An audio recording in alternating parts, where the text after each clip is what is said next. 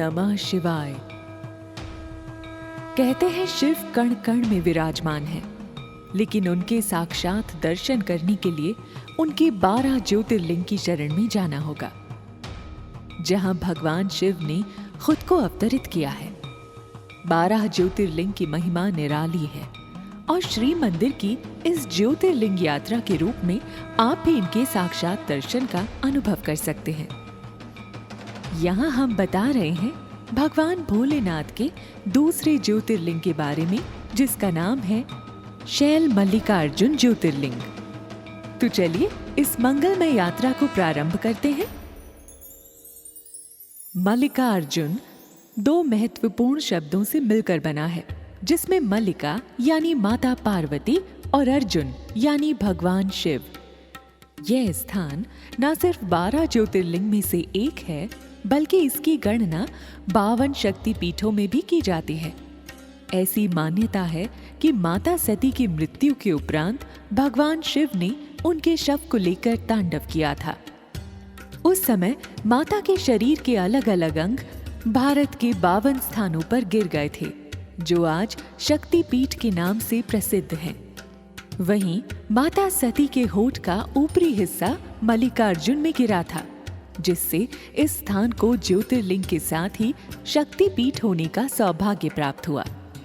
शक्तिपीठ और ज्योतिर्लिंग एक ही स्थान पर होने के कारण यह स्थान उन श्रद्धालुओं के लिए और ज्यादा पूजनीय हो गया, जो भगवान शिव के साथ ही माता पार्वती की आराधना करते हैं। आंध्र प्रदेश के ऐतिहासिक नगर कृष्णा में कृष्णा नदी बहती है, जिसके तट पर स्थित है श्री शैल पर्वत। इस पर्वत के शिखर पर मल्लिकार्जुन ज्योतिर्लिंग मुकुट के समान सुशोभित है। श्री शैल पर्वत और कृष्णा नदी के साथ ही इस मंदिर की भव्यता के कारण शैल पर्वत को दक्षिण भारत का कैलाश भी कहा जाता है।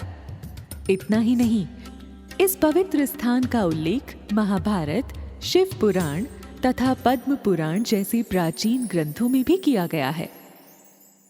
कहते हैं इस स्थान का संबंध भगवान भोलेनाथ और माता पार्वती के साथ ही भगवान कार्तिकेय से भी है। प्राचीन शास्त्रों और पुराणों में इस स्थान को लेकर एक अत्यंत पावन घटना का उल्लेख मिलता है। पुराणों के अनुसार एक बार भगवान कार्तिकेय और श्री गणेश के मध्य विवाह को लेकर समस्या उत्पन्न हुई। शिव शक्ति के दोनों पुत्रों की एक ही हट थी। श्री गणेश कहते थे कि पहले उनका विवाह होना चाहिए, वहीं श्री कार्तिकेय जी भी पहले विवाह करना चाहते थे। दोनों में बहस इतनी बढ़ गई कि बात शिव और माता पार्वती तक भी पहुंच गई। किसी को इस समस्या का उपाय नहीं सूझ रहा था।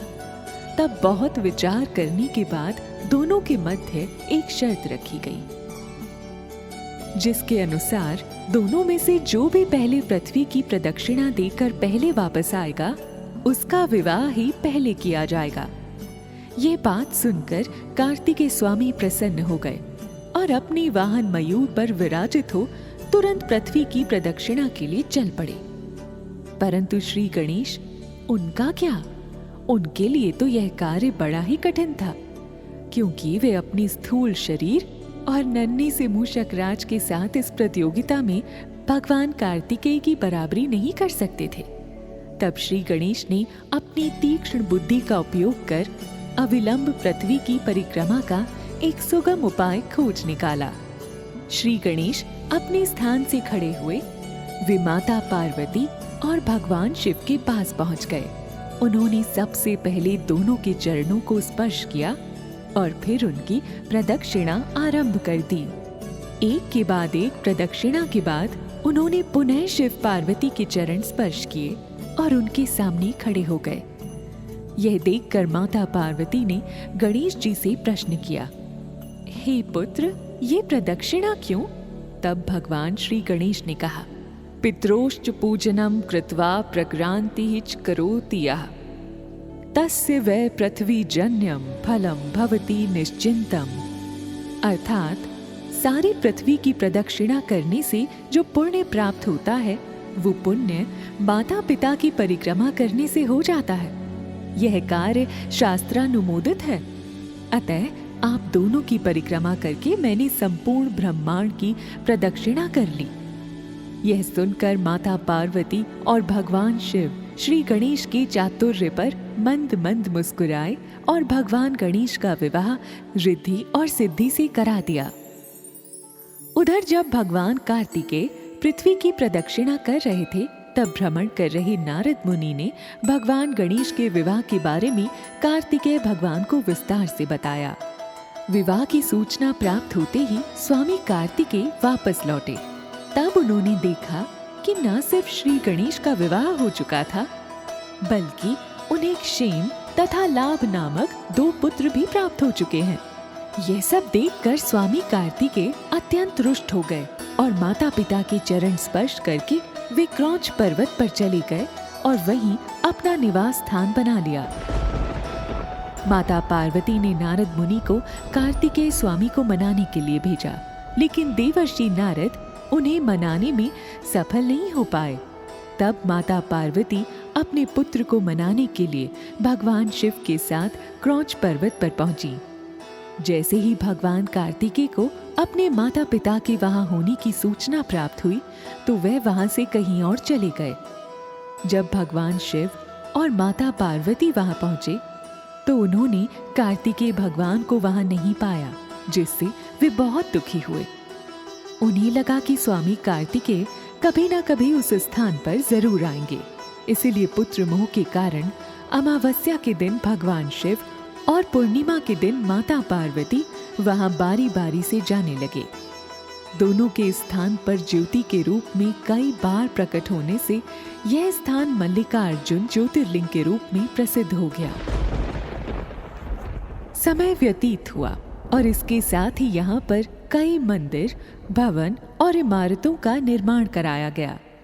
यहाँ पर बनी मंदिरों और भवनों का इतिहास भी रोचक है। आज से लगभग 500 वर्ष पूर्व श्री विजयनगर के महाराजा कृष्णदेव राय श्री मल्लिकार्जुन ज्योतिर्लिंग के दर्शन हेतु आए थे। प्रभु के इस रूप से वे इतने प्रभावित हुए कि उन्होंने यहाँ मंडप और स्वर्ण निर्मित शिखर का निर्माण कराया। इसके कई वर्षों के बाद मराठा नरेश छत्रपति शिवाजी महाराज ने श्रद्धालुओं को ठहरने के लिए धर्मशाला का निर्माण करवाया। कहते हैं कि प्राचीन काल से ही इस पावन क्षेत्र पर हर वर्ष हजारों की संख्या में श्रद्धालु अपनी मनोकामना को पूरा करने के लिए प्रभु के इस मनोहर रूप के दर्शन करने आते हैं। यदि आप भी मल्लिकार्जुन ज्योतिर्लिंग के दर्शन के इच्छुक हैं, तो यहाँ आप सड़क, रेल और हवाई मार्ग के जरिए आ सकते हैं और अपने जीवन को सफल बना सकते हैं। इस स्थान के दर्शन से न सिर्फ ज्योतिर्लिंग बल्कि शक्तिपीठ दोनों के दर्शन का फल एक साथ प्राप्त होता है। कहते हैं कि भगवान शिव के दर्शन ही नहीं, बल्कि उनकी अलौकिक कथा को सुनने से भी मोक्ष की प्राप्ति हो जाती है। श्री मंदिर के जरिए हमने आप तक प्रभु की अनुपम कथा को पहुंचाने का एक प्रयास किया है। आइए हम सभी मिलकर यह कामना करें कि हम भी प्रभु के इस धाम पर जाकर प्रभु के दर्शन कर अपने दुखों का निवारण करें। इसी मंगल कामना के साथ मल्लिकार्जुन ज्योतिर्लिंग की यात्रा को हम यही विराम देते हैं।